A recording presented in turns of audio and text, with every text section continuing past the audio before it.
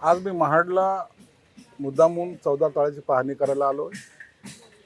आणखीन 1-2 महिन्यानंतर पुन्हा येईल, पुन्हा 2 महिन्यानंतर येईल. हा एक ऐतिहासिक क्षण जो 20 मार्चला मला अनुभवायचा आहे.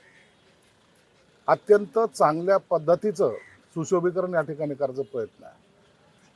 मी जवळपास 56 कोटी रुपये दिले. तेही काम होईलच, परंतु आताही माझ्या डिपार्टमेंटकडून मी आणखीन त्यांना 40 कोटी रुपयाची आणखी भरघोस अशी वाढसुद्धा केलेली आहे. म्हणून जे जे चांगलं करता येईल मला ते करायचा माझा प्रयत्न आहे.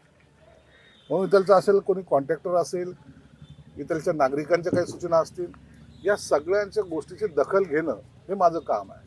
म्हणून हे फक्त एखादी वास्तू बनवतो असं नाही, तर बाबासाहेबांचं आंदोलनाचं एकमेव ठिकाण जिथून सुरुवात केली त्या ठिकाणाचं पावित्र्य राखलं गेलं पाहिजे आणि त्या पद्धतीचं काम झालं पाहिजे. हा माझा त्याच्या मागचा संकल्प आहे.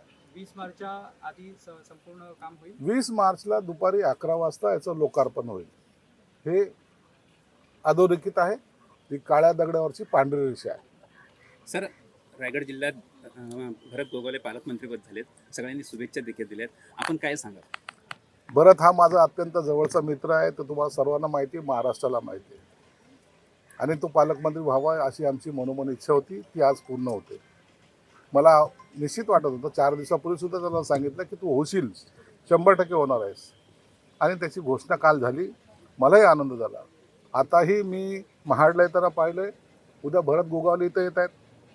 परंतु पूर्ण महाड त्या मतदारसंघामध्ये सगळीकडे आज त्याचे बॅनर लागलेत. प्रत्येक कार्यकर्ता खुश आहे.